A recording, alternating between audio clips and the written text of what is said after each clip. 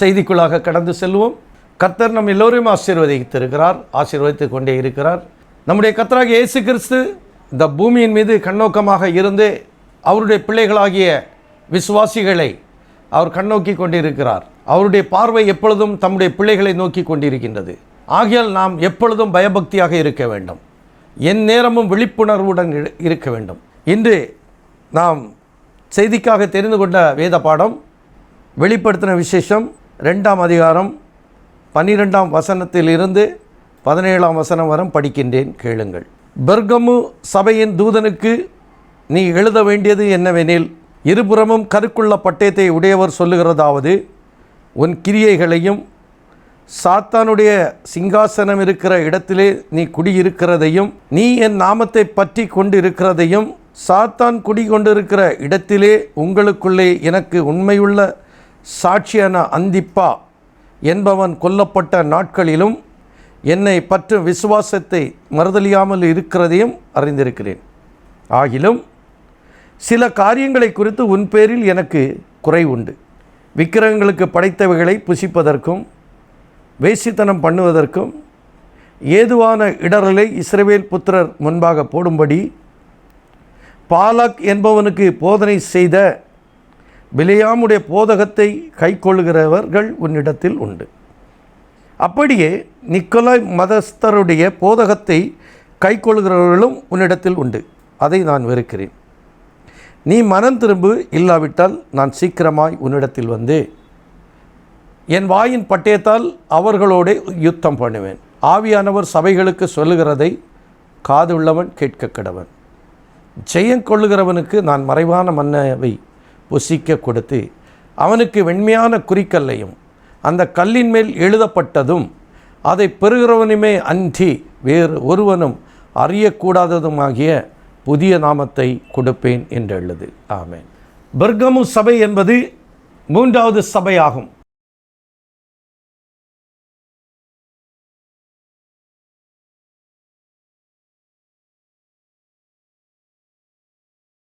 இந்த 3வது சபையின் காலம் கிபி 312ஆம் ஆண்டு முதல் கிபி 606 வரை தொடர்கின்றது. இந்த 312 முதல் 606 வரை பெர்கமு சபை தன்னுடைய ஆதிக்கத்தில் வைத்து கொண்டது. இந்த சபைக்கு தூதனாக பரிசுத்த மார்ட்டின் என்பவர் நியமிக்கப்பட்டிருக்கிறார். இவர் இந்த சபையின் தூதன் எப்படி இருப்பான் என்பதற்கு உதாரணமாக இருந்தவர். அதை சாட்சியாக நின்று நடத்தினார். சபையை பரிபூர்ணமாக வழி நடத்தினார். தேவ சித்தத்தின்படி வழி நடத்தினார். ஆகையால் ஆண்டவர் அந்த பெர்கமு சபையின் தூதனுக்கு சொல்லியிருக்கிறார், உன் கிரியைகளை அறிந்திருக்கிறேன். பெர்கமு சபையின் கிரியைகளை நம்முடைய கர்த்தராகிய இயேசு கிறிஸ்து நன்றாக அறிந்து வைத்திருக்கிறார்.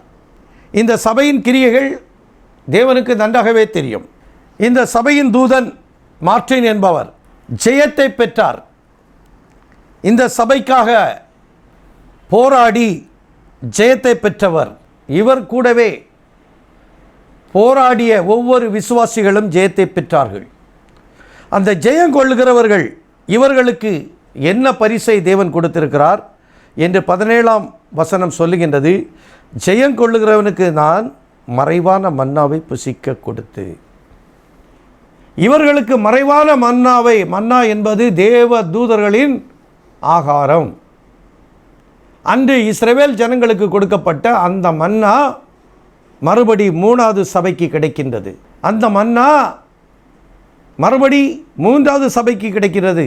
ஜெயம் கொள்ளுகிறவனுக்கு முதலாவது கிடைத்தது மன்னா, 2வதும் அவனுக்கு பரிசு இருக்கின்றது. அதான் விசேஷம். முதல் சபைக்கு ஒரே பரிசு ஜீவக்கனி, 2வது சபைக்கு ஒரே பரிசு ஜீவ கிரீடம், 3வது சபைக்கு முதல் பரிசு மறைவான மன்னா, 2வது பரிசு வெண்மையான குறிக்கல். வெண்மையான குறிக்கல் இருக்கின்றது. வெண்மையான குறிக்கல், விலையேறப்பெற்ற கல். அந்த கல்லின் மேல் ஒரு புதிய நாமத்தை எழுதுகிறார். அந்த நாமத்தை அவர்களே அன்றி தேவனை அன்றி வேறு எவருக்கும் பார்வையில் தென்படுவது இல்லை. ஏன்னா அவர் சொல்லியிருக்கிறார், வேறு ஒருவனும் அறியக்கூடாததுமாகிய புதிய நாமத்தை கொடுப்பேன். இப்படியாக மூன்றாவது சபையை ஜெயம் கொண்டவர்கள் மார்ட்டின் அவர்களும் அவரோட சாத்தானோட யுத்தம் பண்ணி ஜெயம் பெற்றவர்களுக்கு மறைவான மன்னாவும் வெண்மையான கல்லும் புதிதான நாமமும் 3 பரிசை அள்ளி கொடுத்திருக்கின்றார். விலையேறப்பெற்ற பரிசு தேவனுடைய கரத்தில் பெறுகிறார்கள். தேவனுடைய கரத்தில் பெறுகிறார்கள். 3 பரிசை தட்டி சென்றார்கள். மூன்றாவது சபை 3 பரிசு வாங்கியது. எப்படி போராடி இருப்பார்கள், அவர்கள் எப்படி கஷ்டப்பட்டிருப்பார்கள், சிந்தித்து பார்க்க வேண்டும். எந்த ஒரு பரிசும் சும்மா கிடைக்காது, பிரயாசப்பட்டு தான் வாங்கிக் கொள்ள முடியும். பிரயாசம் இல்லாமல் பரிசு கிடைப்பது அரிதாகும். அப்படியானால் 3 பரிசை பெறுவதற்கு அவர்கள் எப்படியெல்லாம் போராடி இருப்பார்கள். அந்த சபையின் தூதனாக காட்சியில் நின்ற மார்ட்டின் எவ்வளவு தூரம் போராடி இருப்பார். அவரை குறித்து சரித்திரத்திலிருந்து நாம் சற்று பார்ப்போம். ஒவ்வொரு காலத்திற்கும் தூதனை தேர்ந்தெடுப்பதற்கென தேவன் அளித்த விதிகளை அனுசரித்து பவுலின் ஊழியத்திற்கு ஒத்த ஊழியம் செய்தார் மார்ட்டின் என்பவர். இக்காலத்துக்கு தூதனாக விளங்கினார் என்பதில் சந்தேகமே இல்லை என்று தெரிவிக்கிறோம். சரித்திர ஆசிரியர்கள் கூறுகிறார்கள், மார்ட்டின் என்பவர் பவுலுக்கு ஒத்ததாக பவுலுக்கு நிகராக ஊழியத்தை செய்தார். மூன்றாவது சபையின் தூதன் மார்ட்டின். இவர் கிபி 315 ஆண்டு ஹங்கரி நாட்டில் பிறந்தார். கிபி 315 ஆண்டு ஹங்கரி நாட்டில் பிறந்தார். இருப்பினும் அவருடைய ஜீவிய கால ஊழியத்தை பிரான்ஸ் தேசத்தில் நடத்தி கிபி 399 மரணம் அடைந்தார். கிபி 399 மரணம் அடைந்தார். அதாவது 85 வயதில் மரணம் அடைந்தார். வயதாக தான் மரணம் அடைந்திருக்கின்றார். இதில் விசேஷம் என்னவென்றால், அயர்லாந்தில் வாழ்ந்த பேட்ரிக் என்னும் பரிசுத்தவானுக்கு இவர் மாமனார் ஆவார். பேட்ரிக் என்ற பரிசுத்தவான் இரத்த சாட்சிகளின் புஸ்தகம், விசுவாச வீரர்களின் பட்டியல், அந்த புஸ்தகத்தில் தேடி வாசித்தால் பேட்ரிக்கை குறித்த சரித்திரம் கிடைக்கும். இப்பொழுது நாம் அதை பார்க்க வேண்டிய அவசியம் இல்லை. அப்படிப்பட்ட பரிசுத்தவான்களை குறித்து பேசும் பொழுது பார்க்கலாம். அந்த பேட்ரிக், அயர்லாந்தில் வாழ்ந்த பேட்ரிக் என்பவருடைய மாமனார் தான் இந்த மார்ட்டின் ஆவார். இவர் போர் வீரனாக இருந்தார். இவர் போர் வீரனாக இருக்கும் பொழுது ஒரு அதிசய சம்பவம் தான் இவரை கிறிஸ்தவனாக மாற்றியது. ஒருமுறை ஒரு பிச்சைக்காரன் வியாதிப்பட்டு அரை நிர்வாணமாக வழியில் படுத்திருந்த போது குளிர் தாங்க முடியாமல் வருந்தினதாக கூறப்படுகின்றது. அவனின் பரிதாப நிலையை கண்ட மார்ட்டின் தன்னுடைய மேலங்கியை கழட்டி பட்டயத்தால் அதை 2 துண்டுகளாக வெட்டி ஒரு துண்டால் அவனை சுற்றினார். அன்று இரவில் கர்த்தராகிய இயேசு கிறிஸ்து அவருக்கு தரிசனமானார். அவர் மார்ட்டினின் பாதி அங்கியை சுற்றப்பட்டவராக காட்சியளித்தார். அவர் மார்ட்டினை நோக்கி, நீ ஞானஸ்தானம் பெறாதவனாக இருந்தாலும் என்னை உன் அங்கியை கொண்டு உடுத்தினாய் என்று கூறினார். அன்று முதல் மார்ட்டின் தன் முழு இருதயத்தோடும் கர்த்தரை தேடத் தொடங்கினார். தேவனுடைய வல்லமையை வெளிப்படுத்தும் அதிசயங்களை கொண்டதாக ஜீவியம் மாறியது. இராணுவத்தை விட்டு வெளியேறி சபையின் தலைவராக பொறுப்பேற்ற பிறகு மார்ட்டின் விக்கிர ஆராதனையை எதிர்த்து தோப்பு விக்கிரங்களை உடைத்து பலிபீடங்களை எல்லாம் தகர்த்து போட்டார். அஞ்ஞானிகள் அவருடைய செயலை கண்டபோது பாகாலின் தீர்க்கதரிசிகளுக்கு எலியா சவால் விடுத்தது போல மார்ட்டின் இவர்களுக்கு சவால் விடுத்தார். ஒரு மரத்தின் கீழ்ப்புறம் தன்னை கட்டி மரத்தை முறிக்கவும் இயற்கைக்கு மாறாக மரம் வேறுபுறம் சாய்ந்தது. அதன் காரணமாக அவர் நொறுங்கப்படவில்லை எனில் தேவனே அதை செய்தார் என்று அஞ்ஞானிகளுக்கு விசுவாசிக்க வேண்டும் என்று கூறினார். அவ்வாறே மலைச்சரிவில் மரத்தில் அவர் கட்டப்பட்டு மரம் முறிக்கப்பட்டது. இயற்கையின் விதிகளுக்கு மாறாக தேவன் வெட்டப்பட்ட மரத்தை வேறுபுறம் திருப்பினதினால் அநேக அஞ்ஞானிகள் அதனடியில் சிக்கி கொல்லப்பட்டார்கள். பாருங்க, எப்படிப்பட்ட ஒரு அற்புதம்! தேவன் என்னோடு இல்லாவிட்டால் இந்த அற்புதம் எங்கே என்று பழைய தீர்க்கதரிசிகள் சொன்னது போல மார்ட்டின் சொல்லுகிறார். கிதியோனை போல, ஜோசுவாவை போல, மோசேயை போல சரியாக காட்சியில் நின்று சவால் விடுகிறார். எலியாவை போல நின்று காட்சியில் நின்று சவால் விடுகிறார். விக்கிர ஆராதனைக்கு விரோதமாக சவால் விடுகிறார். என்னை மரத்தில் கட்டி வையுங்கள், வெட்டுங்கள். வெட்டும் பொழுது மரமானது வெட்டப்பட்ட இடத்திலிருந்து அப்படியே சாயும். இவருக்கு எதிர்புறமாக வெட்டும் பொழுது இந்த மரமானது இப்படியே சாயும் பொழுது அவர் மரத்தில் நசுங்கி கொல்லப்படுவார். அப்படி சாயாமல் வேறு பக்கம் சாய்ந்தால் கர்த்தராகிய இயேசு கிறிஸ்து என்னோடு இருக்கிறார் என்பதை நம்புவீர்கள் என்று சொல்லி அதை நிகழ்த்தி காட்டினார். மரம் வெட்டப்பட்ட பொழுது எதிர்பக்கத்தில் விழுந்தார். எதிர்பக்கத்தில் நின்ற அஞ்ஞானிகள் மரணத்தை தழுவினார்கள். இயேசு கிறிஸ்துவின் நாமத்தை கொண்டு 3 முறை மரித்தோரை எழுப்பினார் என்று சரித்திர ஆசிரியர்கள் கூறுகின்றனர். ஒருமுறை எலிசாவை போன்று மரித்த குழந்தையின் மேல் படுத்து அவர் விண்ணப்பம் செய்தபோது அக்குழந்தை உயிரோடு எழுந்தது. மற்றொரு முறை உபத்திரத்துக்குள்ளான ஒரு மனிதனை அவர் விடுவிக்க அவர் அழைக்கப்பட்டார். அவர் வந்து சேரும் முன்பு அந்த மனிதன் தூக்கிலிடப்பட்டு அவனுடைய கண்கள் குழியிலிருந்து வெளிவந்தன. மார்ட்டின் அவனை தூக்கிலிருந்து இறக்கி ஜெபம் செய்தவுடன் அவன் உயிரோடு எழுந்தான். பார்த்தீர்களா? ஒரு குற்றவாளி தூக்கில் தொங்க விடப்பட்ட பொழுது அவன் மரித்து கண்கள் வெளியே வந்தது. அவனுக்காக ஜெபித்த பொழுது அவன் உயிரோடு வந்தான். மார்ட்டின் தன்னுடைய விரோதிகளுக்கு சிறிதேனும் அஞ்சவில்லை. அநேக பரிசுத்தவான்களை கொண்ட ஒரு கொடிய சக்கரவர்த்தியை காண அவர் மறுத்தார். சாதாரண நபர் இல்லை, 3வது சபையின் தூதன். சரித்திரம் சொல்கிறவங்க, சரித்திர ஆசிரியர் அவரை குறித்து பேசியிருக்கிறார். ஒரு முறை கொடிய சக்கரவர்த்தி அவரை காண, மார்ட்டினை காண மறுத்தார். இவர் அந்த சக்கரவர்த்தியை பார்க்க போகிறாரு. அவன் மறுத்துட்டான், பார்க்க மாட்டேன்.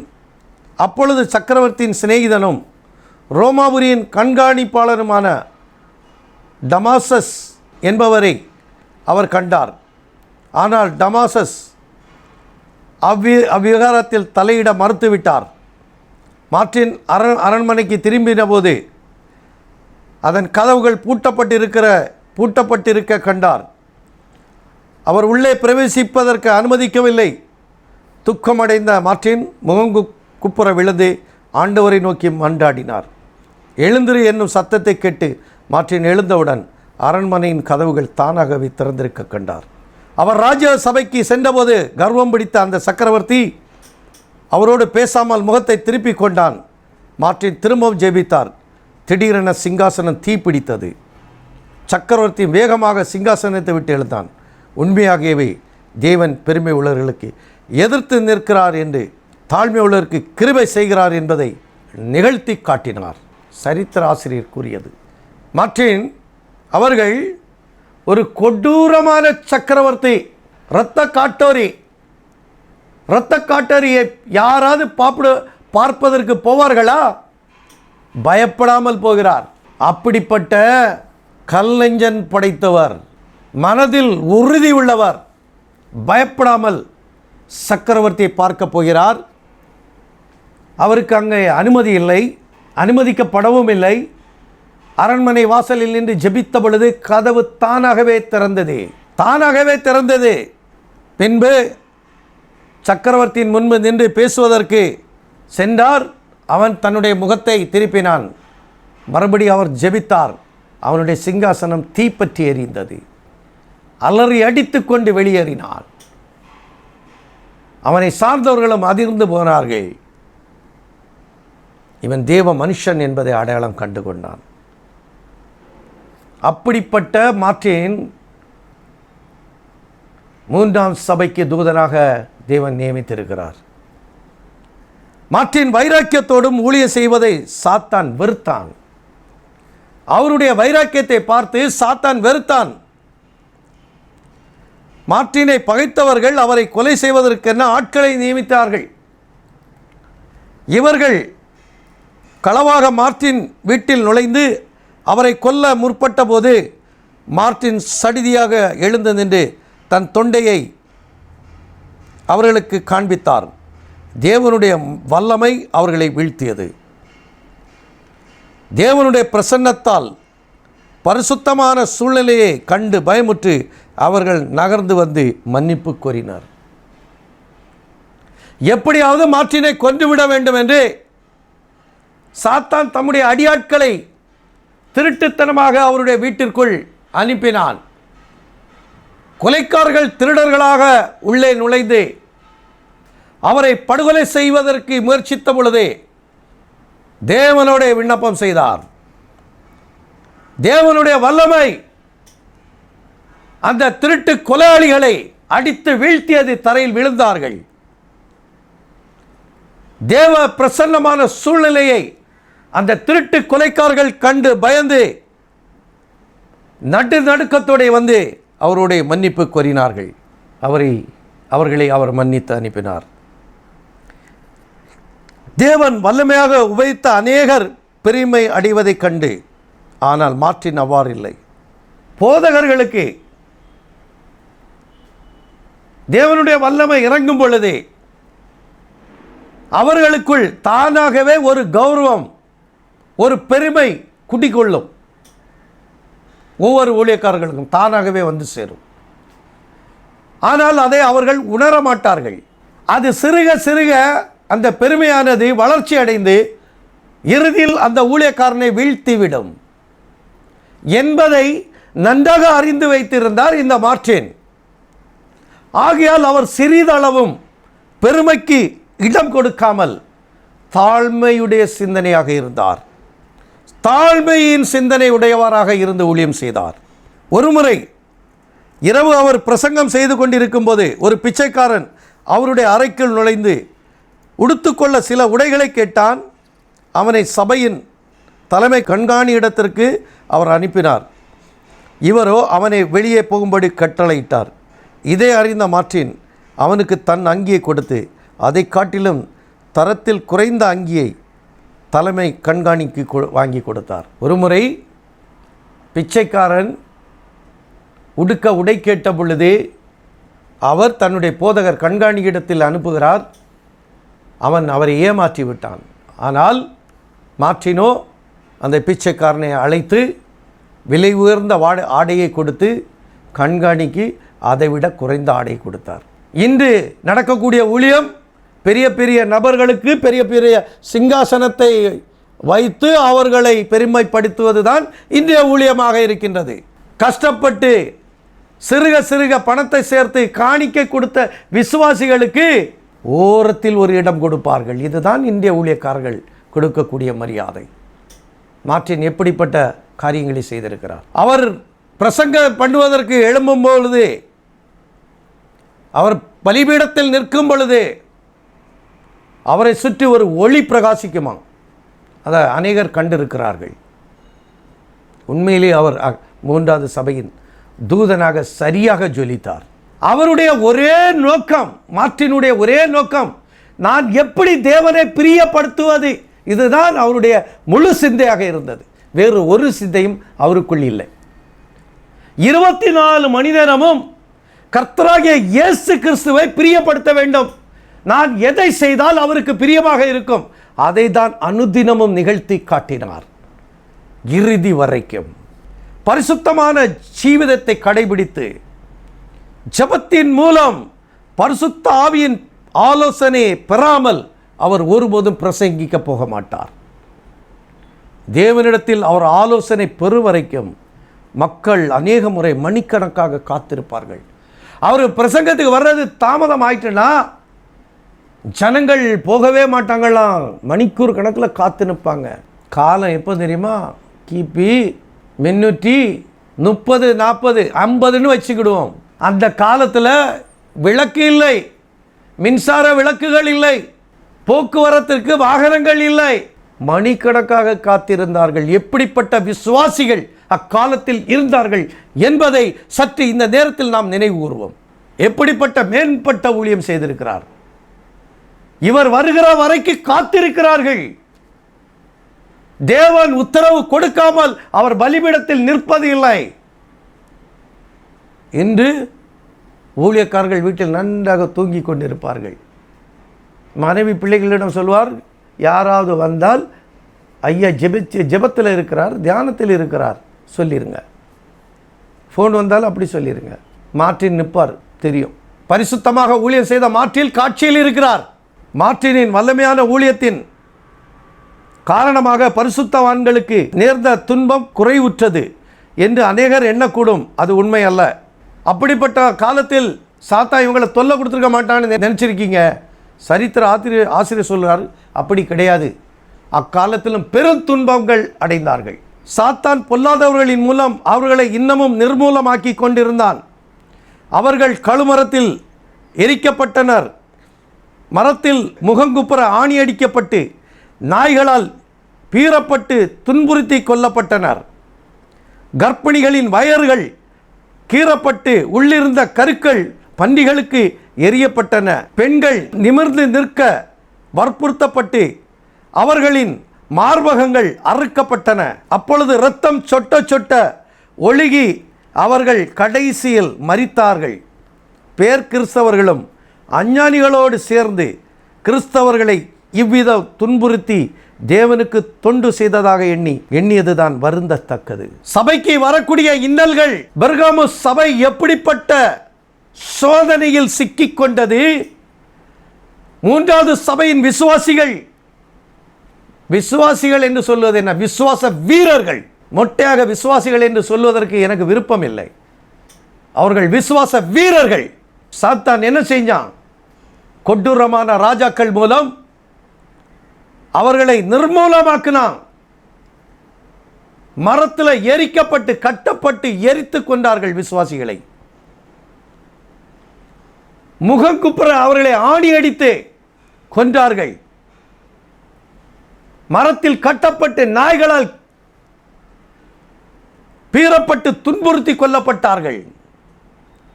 கர்ப்பிணிகளின் வயரை கிழித்து அந்த கருவை வெளியே எடுத்து பன்றிகளுக்கு தின்ன கொடுத்தார்கள். பெண்களை மரத்தில் கட்டி வைத்து அவர்கள் மார்பகங்களை அறுத்து இரத்தம் சொட்ட சொட்ட அவர்கள் ரசித்தார்கள். இரத்தம் முடிந்தவுடன் விசுவாச வீராங்கனைகள் மரித்தார்கள். விசுவாச வீரர்களும் விசுவாச வீராங்கனைகளையும் வழிநடத்தி சென்றவர் இந்த மார்ட்டின் என்ற தளபதி ஆவார். மூன்றாவது சபையின் தளபதி அவர். வீரமாக வழிநடத்தினார். ஒவ்வொருவரும் வீரமரணம் அடைந்தார்கள். அதில் பரிதாபிக்கப்பட வேண்டிய காரியம் என்னவென்றால், கிறிஸ்தவன் என்று சொல்லிக்கொள்ளும் போலி கிறிஸ்தவர்கள் அஞ்ஞானிகளோடு சேர்ந்து கூட்டு சேர்ந்துதான் இந்த படுகொலையெல்லாம் நிறைவேற்றினார்கள். இந்த படுகொலையெல்லாம் நிறைவேற்றினார்கள். மார்ட்டின் அத்தனை கஷ்டங்களையும் தளபதி அவர் ஏற்கனவே வீரன் தானே, இராணுவ வீரர் தானே, மகத்தான ஊழியத்தை இறுதி வரைக்கும் உறுதியாய் நின்று செயல்படுத்தினார். அஞ்ஞானங்களை எல்லாம் வேறறுத்தார். விக்கிரகங்களையும் மாந்திரிக சக்திகளையும் உடைத்தெறிந்தார். பலிபீடங்களை எல்லாம் உடைத்தார். தேவனுக்காக இறுதி வரை சாட்சியாக நின்றார். உண்மையான சத்தியத்தை போதித்து வெற்றி உள்ள கிறிஸ்தவ பாதையில் சென்றார். வெற்றி உள்ள ஜீவிதத்தை செய்தார். கிறிஸ்துவுக்கு உகந்த மகனாக அக்காலத்தில் வாழ்ந்து காட்டினார். சரித்திர ஆசிரியர் மார்ட்டினை இவ்வாறாக புகழ்கிறார்கள். அவர் உணர்ச்சி வசப்படாமல் எப்பொழுதும் ஒரே விதமாக காட்சியளித்தார். அவர் ஒருபோதும் உணர்ச்சி அடைய மாட்டாராம். எந்த நேரத்தில் அவர் கூலாக இருப்பார், அமைதியாக இருப்பாராம். எப்படிப்பட்ட சூழ்நிலைகள் வந்தாலும் ரொம்ப சாந்த சொருபியாக இருந்திருக்கிறார். அவருடைய முகத்தில் திவ்ய சந்தோஷம் எப்பொழுதும் நிலவி இருக்குமா. அவர் இயேசு கிறிஸ்துவை குறித்து தியானிக்கும் பொழுது தன் இருதயத்தில் மக்களுக்காக அனுதாபம் கொண்டவராக இருப்பாராம். அவர் எப்பொழுதும் அவர் தியானத்திலே இருப்பாராம். அந்த தியானத்தின் போது அக்கால மக்களுக்காக ரொம்ப அனுதாபம் கொண்டு அழுகையின் பிரசங்கியாக இருந்திருக்கிறார். அவரை துன்புறுத்தியவர்களுக்காக அழுகையோடு செபித்திருக்கிறார். அவரை கேவலமாக இகழ்வாக பேசினவர்களுக்காக கண்ணீரோடு செபித்திருக்கிறார். அவருக்கு விரோதமாக செயல்பட்ட ஒவ்வொருவருக்காகவும் இறுதி வரை நல்ல அன்போடு பண்போடு உத்தமமாக அவர்களுக்காகவும் செபித்து தன்னுடைய வாழ்க்கையை அர்ப்பணித்தார். இப்படிப்பட்ட நற்பண்புகளை பெற்ற அவரை நம்முடைய கர்த்தராகிய இயேசு கிறிஸ்து மூன்றாவது சபைக்கு தூதனாக நியமித்தார். மூன்றாவது சபையானது எப்படி என்று இன்று நாம் சற்று வேதத்திலிருந்து பார்ப்போம். உன் கிரியைகளையும் நீ சாத்தானுடைய சிங்காசனம் இருக்கிற இடத்தில் நீ குடியிருக்கிறதையும் அறிந்திருக்கிறேன். இந்த மூன்றாவது சபையின் கிரியைகளை தேவன் நன்றாக அறிந்திருக்கிறார். அந்த சபையானது பரிசுத்தமாக போய்கொண்டிருக்கின்றது. ஏனெனில் அவருடைய மரணம் விசுவாச வீரராகிய மார்ட்டின் அவர்கள் கிபி 399 ஆண்டு மரணத்தை தழுவினார். இந்த மூன்றாவது சபையானது 312 தொடங்கி 606 முடிவடைகிறது. இந்த 606 முடிவடைவதற்கு முன்பு இங்கே அநேக கொடுங்கோலர்கள் கிறிஸ்தவர்களுக்கு விரோதமாக செயல்பட்டார்கள். விசுவாச வீரர்களுக்கு விரோதமாக செயல்பட்டார்கள். அதை தான் நாம் கதை சுருக்கமாக பார்த்தோம். இப்பொழுது இந்த சபையானது எங்கே குடியிருக்கின்றது?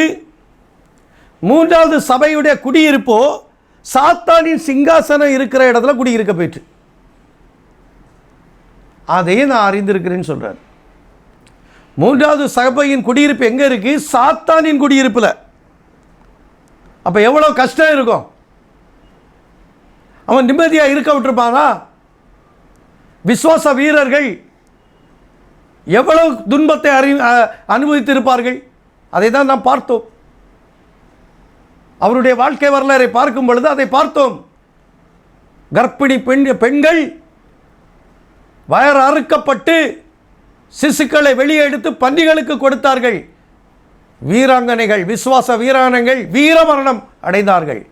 காரணம் அவர்கள் குடியிருப்பு சிங்காசனம், சாத்தானின் சிங்காசனம் இருக்கிற இடத்தில். ஏறக்குறைய மூன்றாவது சபையின் காலத்தில் சாத்தான் சபையை தன் கட்டுப்பாட்டுக்குள் கொண்டு வந்து விட்டான். இப்ப சபையானது சாத்தானின் சிங்காசனம் இருக்கிற இடத்துல குடியிருக்க போயிற்று. சாத்தானின் சிங்காசனத்தில் இருந்த பொழுதும் அவனுடைய சிங்காசனத்தின் பக்கத்தில் குடியிருந்த பொழுதும் அக்காலத்தின் விசுவாசிகள் அவருடைய நாமத்தை மாத்திரமே பற்றி கொண்டு வீரமரணம் அடைந்தார்கள். ஒருபோதும் சாத்தானுக்கு செவி சாய்க்கவும் இல்லை, தலை சாய்க்கவும் இல்லை, தலை வணங்கவும் இல்லை. வெற்றி வீரர்களாகவே விசுவாசிகள் இருந்தார்கள். அக்காலத்தில் சாத்தான் குடியிருக்கிற இடத்தில் உங்களுக்குள்ள எனக்கு உண்மை உள்ள சாட்சியான அந்திப்பா என்பவன் கொல்லப்பட்ட நாட்களிலும், யோவான் சொல்றாரு, இது பெர்கமு சபை அக்காலத்தில் இருந்து அதற்கு ஒத்த ஒரு காட்சி பின்னால் வருது என்று சொல்றாரு. ஏறக்குறைய மார்ட்டின் போல அந்திப்பாவுடைய படுகொலையும் மார்ட்டுடைய வாழ்க்கையும் ஒன்றாக இருந்தது போலன்னு சொல்றாரு. என்னை பற்றும் விசுவாசத்தை நீ மறுதலிக்காமல் இருந்தையும் அறிந்திருக்கிறேன். அந்திப்பா என்பவருடைய வாழ்க்கை மரணம் வரைக்கும் இயேசு கிறிஸ்துவை பற்றிய விசுவாசத்தை மாத்திரமே இருந்தது. அதே போல மார்ட்டின் அவர்களுடைய இறுதி வரைக்கும் கர்த்தராகிய இயேசு கிறிஸ்துவை பிரியப்படுத்துவதே அவருடைய முழு நோக்கமாக இருந்தது. இப்படியாக சபையானது பரிசுத்தமாக இருக்கிறது. ஒரு சிறிய குழுவாகிவிட்டது.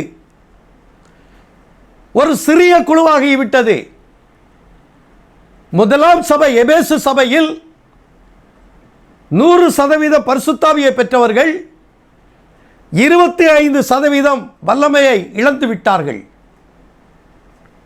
75% மீதம் இருக்கின்றது. அடுத்து சபையானது பெர்கமுவில் பிரவேசிக்கின்றது. பெர்கமு சபையில் வரும் பொழுது இன்னும் 25% தங்களுடைய ஆசீர்வாதத்தை இழந்துவிட்டது, வல்லமையை இழந்துவிட்டது. இப்பொழுது இருப்பது 50%. இந்த 50%த்தில் இந்த மூன்றாவது சபையாகிய பெர்கமு சபை இன்னும் 25% இழந்துவிட்டது. இப்படியாக சபையானது 75% வல்லமையை இழந்து 25% ஒரு சிறிய கூட்டமாக வந்துவிட்டார்கள். மூன்றாவது சபையின் காலத்தில் இந்த கூட்டம் ஒரு சிறிய கூட்டமாகிவிட்டது. 75% தங்கள் வல்லமையை இழந்து விட்டார்கள். 75% பிசாசின் கூட்டத்தார்கள் வந்துவிட்டார்கள். 25% விசுவாசிகளும் 75% அவிவிசுவாசிகளும் ஆகிவிட்டார்கள். ஆகையால் தான் இந்த வசனம் கூறுகின்றது, நீ சாத்தான் குடியிருக்கக்கூடிய சிங்காசனத்தின் பக்கத்தில் குடியிருக்கிறாய். ஏனெனில் இந்த 25% விசுவாசிகளை சுற்றி 75% அவிவிசுவாசிகள் வந்து விட்டார்கள். எப்படி இருக்கும் விசுவாசிகளுடைய நிலைமை? எப்படி கஷ்டப்பட்டிருப்பார்கள், எவ்வளவு துன்பப்பட்டிருப்பார்கள்? அதை தான் இங்கே வேதம் நமக்கு சுட்டி காட்டுகின்றது. என்னை பற்றி விசுவாசத்தை நீ மறுதலிக்காமல் இருந்ததை நான் அறிந்திருக்கிறேன். அவங்க மறுதலிக்கவே இல்லை. இறுதி வரைக்கும் போராடி ஜெயித்தார்கள். அவர்கள் போராடி ஜெயித்த காரணத்தினால் அவர்கள் மறைவான மன்னாவை புசிக்கிறார்கள். மூன்றாவது சபைக்கு தியாகியாக மரித்தவர்கள், மூன்றாவது சபையின் தியாகிகள் மறைவான மன்னாவை புசிக்கிறார்கள். வெண்மையான குறிக்கல்லை பெற்றார்கள், புதிய நாமத்தை பெற்றார்கள், 3 ஆசீர்வாதத்தை போராடி வென்றார்கள். ஆகிலும் இந்த சபைக்கு ஒரு குறை இருக்கின்றது. பாருங்கள், முதலாம் சபையில் குறை இருந்தது. ஆதியில் நீ கொண்டிருந்த அன்பை விட்டாய் என்று உன் பேரில் ஒரு குறை இருக்கிறது என்று முதலாம் சபையில் இருந்தது. ஆனால் இரண்டாவது சபையில் குறை இல்லை. ஆனால் மூன்றாவது சபையில் குறை இருக்கிறது. அது என்ன குறைன்னு என்று பார்ப்போம். ஆகிலும் 14ஆம் வசனம், வெளிப்படுத்துகிற விசேஷம் 2ஆம் அதிகாரம் 14ஆம் வசனம். ஆகிலும் சில காரியங்களை குறித்து உன் பேரில் எனக்கு குறை உண்டு. மூன்றாவது சபைக்கு பேரில் இப்போ குற்றச்சாட்டு வருது. பாருங்க, என்ன குற்றச்சாட்டு? விக்கிரகங்களுக்கு படைத்தவைகளை புசித்தாய், இது ஒரு குற்றச்சாட்டு. வேசித்தனம் பண்ணினாய், 2வது குற்றச்சாட்டு. இந்த 2 குற்றச்சாட்டுகளையும் ஏதுவான இடரலை இஸ்ரவேல் புத்திரர்களுக்கு முன்பு போடப்படும் பாலாக் என்பவனுக்கு போதனை செய்த பிலேயாமுடைய போதகம் கையில் கொள்கிறவள் உன்னிடத்தில் உண்டு. இந்த மூன்றாவது சபை காலத்தில் உள்ளவர்களிடத்தில் குற்றங்கள் என்னது? விக்கிரகங்கள், விக்கிர ஆகாரம், வேசித்தனம், பிலேயாமின் போதகம், 3 குற்றச்சாட்டை வச்சிட்டார்.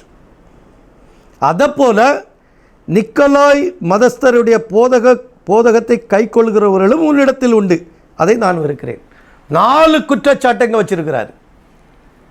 இந்த மூன்றாவது சபைக்கு 4 குற்றச்சாட்டு. ஒன்று, விக்கிர ஆராதனை. 2, வேசித்தனம். 3, பிலேயாமின் போதகம். 4, நிக்கோலாய் மதத்தியருடைய போதகம். 4 போதகம். இந்த நிக்கோலாய் மதம் எங்கேருந்து வந்துச்சு? எபேசு சபையிலே நுழைஞ்சிட்டான். உன் பேரில் ஒரு குறைன்னு சொன்னாரே, அது அங்கே நுழைந்து அது அப்படியே 2வது சபைக்கு பயணமாகி 3வது சபையில் காட்சியில் வந்து விட்டது. முதலாவது சபையில் என்ட்ரி பண்ணிச்சு. அங்கே 12 அப்போஸ்தலர்கள் பரிபூர்ணமாக நின்றதால் அவர்களால் உள்ளே நுழைய முடியாமல் தவித்துக் கொண்டிருந்தார்கள். ஆனால் 2வது சபையில் மெதுவாக நுழைந்து 3வது சபையில் காட்சியில் வந்து நின்றுட்டான். நிக்கோலை போதகம், அதுதான் ரோமன் கத்தோலிக்க போதகம். ஆவிகளை வணங்குவது, விக்கிரகங்களை வணங்குவது, தேவர்களை வணங்குவது, தேவதைகளை வணங்குவது, மரித்தவர்களை வணங்குவது, ஆவிகளுக்கு பூஜை செய்வது, இப்படிப்பட்ட போதனை உள்ளே நுழைந்தது 3வது சபையின் காலத்தில். இந்த சபையில் கிறிஸ்தவ சபைக்குள் நுழைந்தது. இந்த சபை 4 குற்றச்சாட்டை ஆண்டவர் வைக்கிறார். அதை வேதத்திலிருந்து பார்ப்போம் சற்று. 1 கொரிந்தியர் 10ஆம் அதிகாரம் 14ஆம் வசனம் படிக்கின்றேன். ஆகையால் எனக்கு பிரியமானவர்களே, விக்கிர ஆராதனைக்கு விலகி ஓடுங்கள். உங்களோட முதல் குற்றச்சாட்டு என்னது? விக்கிர ஆராதனை. விக்கிர ஆராதனைக்கு விலகி ஓடுங்கள் அன்னைக்கே பவுல் கட்டளை இட்டுட்டார்.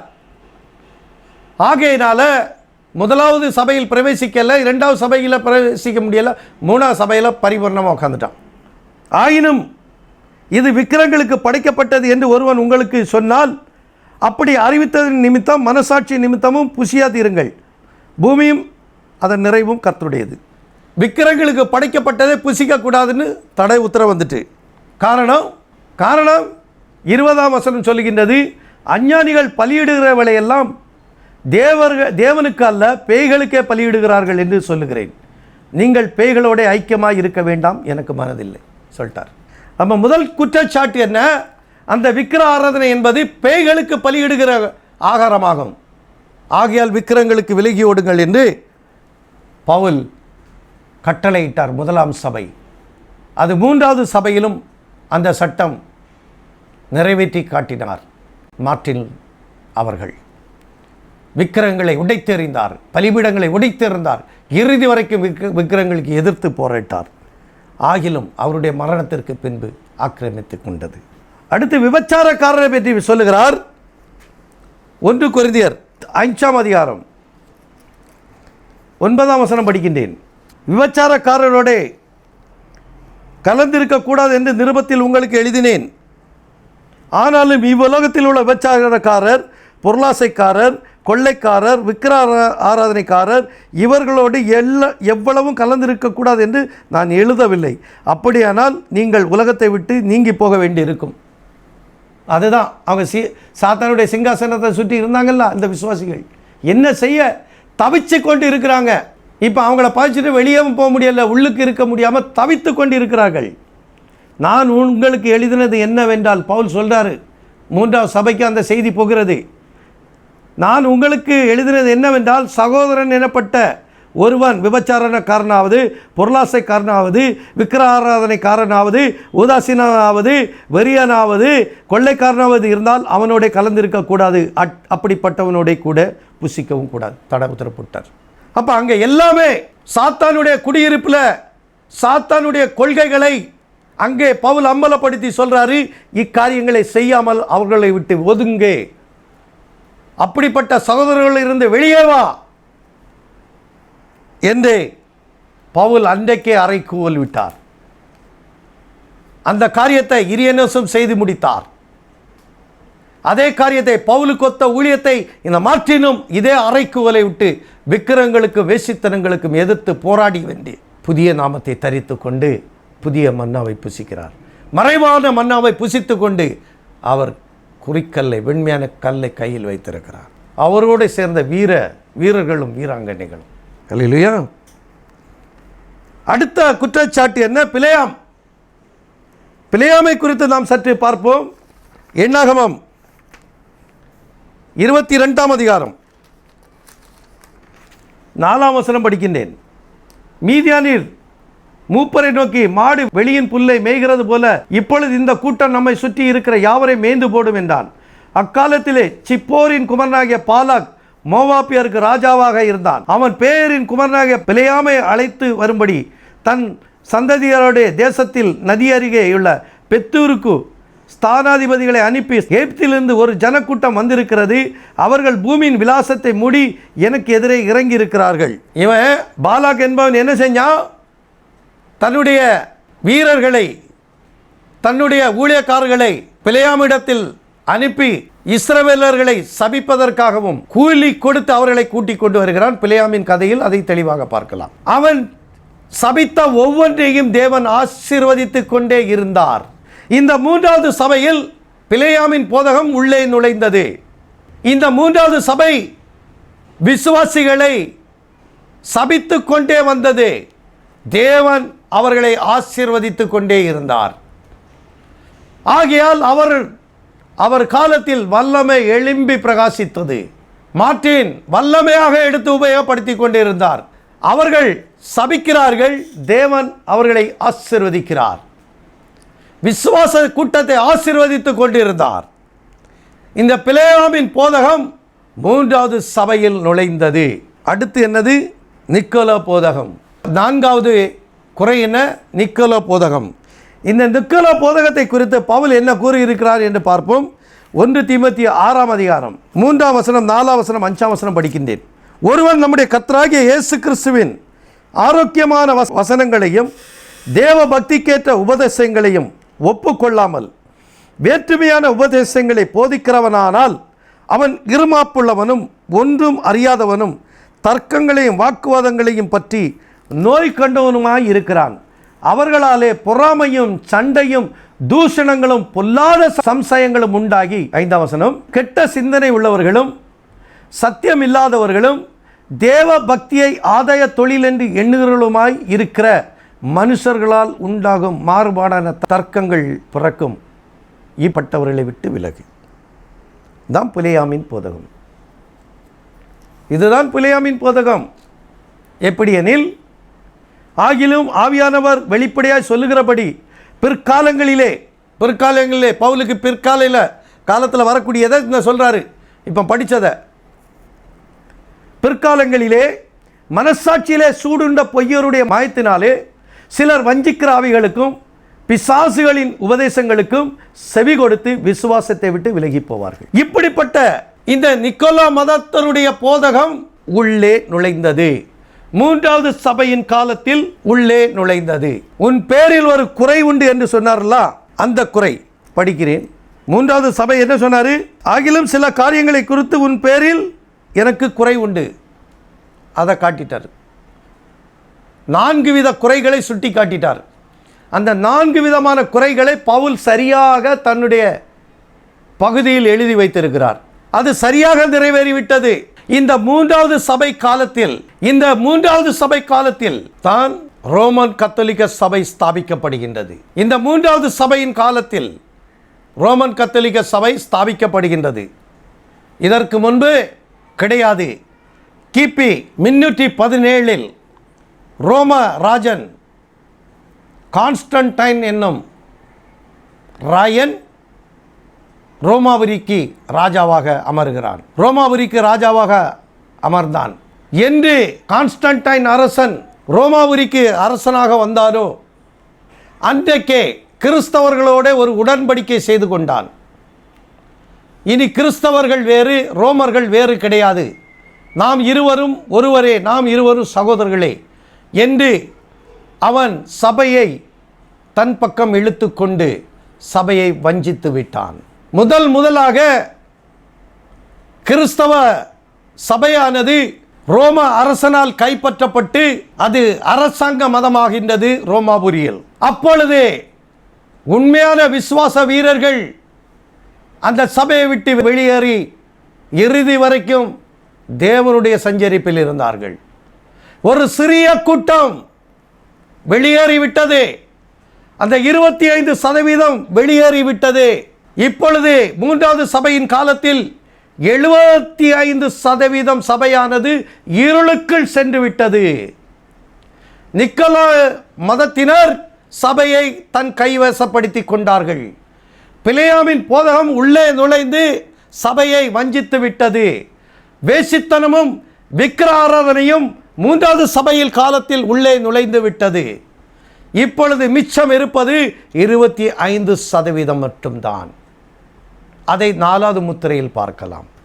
75% சபையானது பிசாசின் கரத்தில் சென்று விட்டது. விசுவாச வீரர்கள் தவிக்க ஆரம்பித்து விட்டார்கள். சபையானது ரோமன் கத்தோலிக்கர் ரோமர்களின் கரத்தில் சென்று விட்டது. கிபி 321 அதுவரைக்கும் சனிக்கிழமை ஆராதனை செய்து கொண்டு வந்தார்கள். சனிக்கிழமை தான் எல்லாமே. கிபி 325 ஞாயிற்றுக்கிழமை நீதிமன்றம் இயங்கக்கூடாது என்று தடை விதித்தான் ரோமராஜன். முதல் சண்டே லீவு விழுந்தது கிபி 321. அது இன்று வரைக்கும் உலகம் முழுவதும் சண்டே லீவ் ஆகிவிட்டது. சனிக்கிழமை தடை செய்யப்பட்டது. சனிக்கிழமை ஆராதனை தடை செய்யப்பட்டு ஞாயிற்றுக்கிழமை ஆராதனை ஆரம்பித்தது. ஞாயிற்றுக்கிழமை நீதிமன்றம் இயங்கக்கூடாது என்று தடை விதித்தான். அடுத்து இந்த ரோமர்கள் கிபி 405 இரத்த சாட்சியாக மரித்த பரிசுத்தவான்களுக்கு சிலை வைக்க ஆரம்பித்து விட்டார் ரோமர்கள். இப்ப ரோமர்கள் தங்களை கிறிஸ்தவர்களாக அடையாளம் காட்டிக்கொள்ளக்கு முயற்சியில் இறங்கி விட்டார்கள். நாங்கள் தான் உண்மையான கிறிஸ்தவர்கள் என்பதை காட்டுவதற்காக முதல் அவர்கள் செய்த வேலை என்ன? இவர்கள் படுகொலை செய்த ரோமர்கள் படுகொலை செய்த அனைவருக்கும் சிலை வைக்க ஆரம்பித்து விட்டார்கள். அனைவருக்கும் சிலை வைக்க ஆரம்பித்து விட்டார்கள். ரோம சபை உருவாகியவுடன், ரோமன் கத்தோலிக்க சபை உருவாகியவுடன் இயேசு கிறிஸ்து என்ற நாமத்தினால் கொடுக்கப்பட்ட ஞானஸ்தானம் தடை செய்யப்பட்டது. முதல் 3வது சபை பெர்கமு சபையில் ரோமன் கத்தோலிக்க சபை உருவாகியவுடன் முதலில் தடை செய்தது கர்த்தராகிய இயேசு கிறிஸ்துவின் நாமத்தினால் உள்ள ஞானஸ்தானத்தை தடை செய்தார்கள். 3வது சபையில் நடந்த அக்கிரமமும் அந்த அக்கிரமம் முதல் ஞானஸ்தானத்தை தடை செய்தான். அடுத்து சபைக்கு இயேசு கிறிஸ்து என்று பெயர் வைத்திருந்தார்கள். அந்த இயேசு கிறிஸ்து என்ற பெயரை அகற்றிவிட்டு அங்கே பேதுருவுடைய பெயரை எழுதினார்கள். அங்கே பேதுருவின் சபை என்று எழுதினார்கள். பேதுருவை போப்பாக அறிவித்தார்கள். போப்பு தான் முதல் போப்பு பேதுரு என்று இன்றைக்கு வரைக்கும் அவர்கள் கூறுகிறார்கள். பேதுருவை படுகொலை செய்ததே ரோமர்கள். இப்பொழுது அவரை போப்பாக நியமித்து மக்களை ஏமாற்றிக் கொண்டு இருக்கிறார்கள். பேதுரு முதல் ராயனம், முதல் போப்பம். இவர்கள் மூழ்கி ஞானஸ்தானத்தை அடுத்து தடை செய்தார்கள். கிபி 379 குழந்தை ஞானஸ்தானத்தை அறிமுகப்படுத்தினார்கள். கிபி 379 குழந்தை ஞானஸ்தானம் அறிமுகம் செய்யப்பட்டது. இப்பொழுது முழுவதுமாக ஞானஸ்தானம் அகற்றப்பட்டு விட்டது. மூழ்கி ஞானஸ்தானம் அகற்றப்பட்டு விட்டது. இயேசு கிறிஸ்துவின் நாமத்தினால் உள்ள ஞானஸ்தானம் அகற்றப்பட்டு விட்டது. இப்பொழுது குழந்தை ஞானஸ்தானம் அறிமுகமாகின்றது. அந்த ஞானஸ்தானத்திற்கு பிதா, குமாரன், பரிசுத்தாவின் நாமத்தினாலே ஞானஸ்தானம் ஆரம்பிக்கப்பட்டது. பிதா, குமாரன், பரிசுத்தாவினால் உள்ள ஞானஸ்தானம் கிபி 375 ஆண்டு அறிமுகப்படுத்தப்பட்டது. அது குழந்தைகளிலிருந்து வந்தது. அது இன்று வரைக்கும் தொடர்கதையாக நடந்து கொண்டிருக்கின்றது. தொடர்கதையாக நடந்து கொண்டிருக்கிறது. நான் பேசிக்கொண்டிருப்பது 3வது சபையின் காலமாகும். இந்த 3வது சபையின் காலத்தில் சபையுடைய இயேசு கிறிஸ்து என்ற பெயரை அகற்றிவிட்டு பேதுருடைய பெயரை வைத்தார்கள். இயேசு கிறிஸ்துவின் நாமத்தினால் உள்ள ஞானஸ்தானத்தை அகற்றிவிட்டு பிதா, குமாரன், பரிசுத்தாவி என்ற நாமத்தை அறிமுகப்படுத்தினார்கள். மூழ்கி ஞானஸ்தானத்தை தடை செய்துவிட்டு குழந்தை ஞானஸ்தானத்தை அறிமுகப்படுத்தினார்கள். கிபி 395 ஆண்டு தியோடீசியஸ் என்ற ரோமராயன் காலத்தில் ரோம சாம்ராஜ்யம் கிழக்கு ரோம், மேற்கு ரோமம் என்று 2ஆக பிரிந்தது. கிழக்கு சாம்ராஜ்யத்தை கிரேக்க மொழியும், மேற்கு சாம்ராஜ்யத்தை லத்தீன் மொழியும் பேசப்பட்டது. பார்த்துக் கொள்ளுங்கள். கிபி 395 ரோமாபுரி 2ஆக பிரிந்தது. ரோமாபுரி 2ஆக பிரிந்தது. கிழக்கு ரோம், மேற்கு ரோம் என்றாகி இப்பொழுது சேர்ந்துதான் இருக்கிறார்கள். கிபி 540 முதல் கிபி 604 வரை முதலாம் மகா கிரிகோரி என்பவன் ரோம கவர்னராக நியமிக்கப்பட்டான். இந்த மனிதன் ரோம கவர்னராக நியமிக்கப்பட்டனர். இப்படியாக அவர்கள் தங்களுடைய சபையை, போப்புகளை நியமித்தார்கள். சுவிசேஷர்கள் எல்லாம் அகற்றிவிட்டார்கள். கன்னியாஸ்திரிகளை ஏற்படுத்தினார்கள். இப்படியாக தோன்றியதுதான் ரோமன் கத்தோலிக்க வரலாறு. கிபி 590 போப் கலோஜியஸ் மரித்த பின் கிரிகோரி போப்பாக நியமிக்கப்பட்டார். சொரூப வணக்கம், உத்தரிக்கும் ஸ்தலம், விருந்து ஆகியவற்றை அதிகமாக முக்கியப்படுத்தினார். கிபி 90 இந்த மகா கிரிகோரி என்ன செய்கிறார்? என்னதெல்லாம் அறிமுகப்படுத்துகிறார்? சொரூப வணக்கம், அடுத்து உத்தரிக்கும் ஸ்தலம், அதான் இந்த சேப்பல்னு சொல்லுவாங்கன்னு நினைக்கிறேன், திருவிருந்து ஆகியவற்றை அதிகமாக முக்கியப்படுத்தினார். இதுதான் ரோமன் கத்தோலிக்க வரலாறு. இது 3வது சபையின் காலத்தில் நடந்து கொண்டு இருக்கின்றது. இந்த 3வது சபையின் காலத்தில் கிபி 314 முதல் 335 வரை ரோமாபுரியில் பிஷப்பாக இருந்த முதலாம் சில்வஸ்டர் என்பவருக்கு ஐரோப்பாவில் உள்ள எல்லா தேசங்களின் மேல் அதிகாரத்தை கொடுத்தார். பிஷப்பே அதிகாரி ஆவார் என்று பிரகடனப்படுத்தினார்கள். கிபி 314 335 முதலாம் சில்வஸ்டர் தான் ஐரோப்பாவில் உள்ள எல்லாரையும் அதிகாரத்துக்கு கொடுக்கிறார். பிஷப்புக்கு அதிகாரம் கொடுக்கிறார். ராஜாக்களை எல்லாம் எடுத்துட்டாங்க. அதிகாரம் இப்போ கவர்னர்லாம் எடுத்துட்டு இப்போ சபைக்கு கையில் சென்றது. இப்படியாக ஏறக்குறைய முதலாம் சபையானது 312 ஆரம்பித்து 606 வரைக்கும் சென்றது. அந்த 606க்குள் 312 606க்குள் வல்லமையான சபையானது 75% வல்லமையை இழந்து 25% ஒரு சிறிய கூட்டம் தான் இருந்தது. ஒரு சிறிய விசுவாச கூட்டம் 3வது சபையில் மிச்சம் இருந்தது. 75% கிறிஸ்தவர்களும் போலி கிறிஸ்தவர்களாகிவிட்டார்கள். போலி கிறிஸ்தவர்களாகி 25% மாத்திரமே உண்மையான கிறிஸ்தவர்கள் மிச்சம் இருந்தார்கள் 3வது சபையின் காலத்தில். நாம் பார்த்து கொண்டிருப்பது 3வது சபையின் காலமாகும். அடுத்து நாம் பார்க்கக்கூடிய சபை 4வது சபையாகும். இந்த 3வது சபையை குறித்து சரித்திர பூர்வமாக, வேதத்தின் பூர்வமாக உங்களுக்கு தெளிவாக காண்பித்து விட்டேன். சபை எப்படி வல்லமையை இழந்தது, எப்படி இழக்க வைத்தார்கள் என்பதை பார்த்தோம். எபேசு சபையில் நிக்கோலா மதம் உள்ளே நுழைந்து பவுலுடைய மரணத்துக்கு பின் 25% தன் கரத்தில் பிடித்து கொண்டது. 2வது சபையில் இந்த நிக்கோலா மதம் நுழைந்து 50% கைப்பற்றியது. யாருக்கு பின்? சிமிர்னா சபையின் தூதனான இரியனோசுக்கு மரணத்துக்கு பின் 50% கைப்பற்றியது. 3வது பெர்கமு சபையின் தூதனான மார்ட்டின் மரணத்திற்கு பின்பு சாத்தான் நிக்கோலா மதமானது உள்ளே புகுந்து 75% கைப்பற்றி விட்டது. இப்பொழுது மிச்சம் இருப்பது 25%.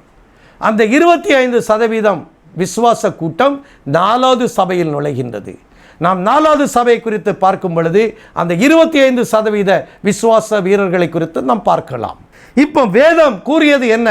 பரிசுத்த வேதாகமம் இத்தனை ஆண்டு சரித்திரத்தை கிபி 312 இருந்து கிபி 606 வரைக்கும் உள்ள சரித்திரம், ஏறக்குறைய ஒரு 300 வருட சரித்திரத்தை தேவன் எத்தனை வசனத்தில் முடித்து வைத்திருக்கிறார்? 300 வருட சரித்திரத்தை 6 வசனங்களுக்குள் புதைத்து வைத்திருக்கிறார். 6 வசனத்துக்குள் 300 ஆண்டுகள் சரித்திரம் உள்ளே இருக்கின்றது. எபேசு சபைக்குள் இருக்கின்றது.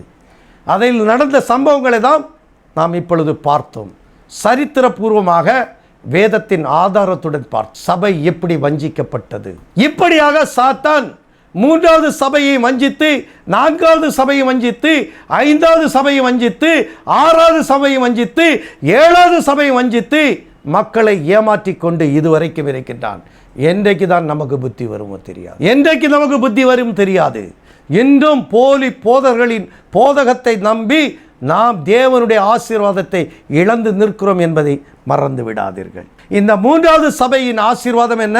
ஜெயம் கொள்ளுகிறவனுக்கு நான் மறைவான மன்னாவை புசிக்க கொடுத்து அவனுக்கு வெண்மையான குறிக்கல்லையும் அந்த கல்லின் மேல் எழுதப்பட்ட அதை பெறுகிறவனை அன்றி வேறு ஒருவனும் அறியாத கூடதுமான புதிய நாமத்தை கொடுப்பேன் என்றார். புதிய நாமத்தை தரித்து கொண்டு காட்சியில் வருவார்கள். நாம் எடுத்துக்கொள்ளப்படுதலில் இந்த சபையில் வெற்றி பெற்ற அனைவரையும் நாம் சந்திப்போம்.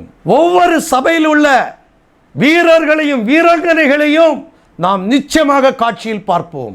ஒரு வசனத்தை உங்களுக்கு படித்து காட்ட விரும்புகிறேன்.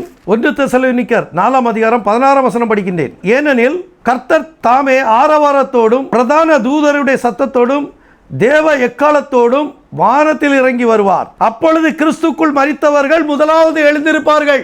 முதலாவது இந்த நித்திரையில இருக்காங்கல்ல 7 சபை, இந்த 7 சபையில உள்ளவர்களும் செய்யம் பெற்ற 6 சபை வீரர்களும் வீராங்கனைகளும் முதலாக காட்சியில் வந்து நிற்பார்கள். முதல் சபைக்காரர் நம்மகிட்ட ஜீவக்கனியை காட்டுவார், இரண்டாவது சபைக்காரர் ஜீவ கிரீடத்தை காட்டுவார், மூன்றாவது சபைக்காரர் புதிய நாமத்தை காட்டுவார். அப்படியாக ஒவ்வொரு சபை வெற்றி வீரர்களும் தங்கள் பரிசுகளை காட்டுவார்கள்.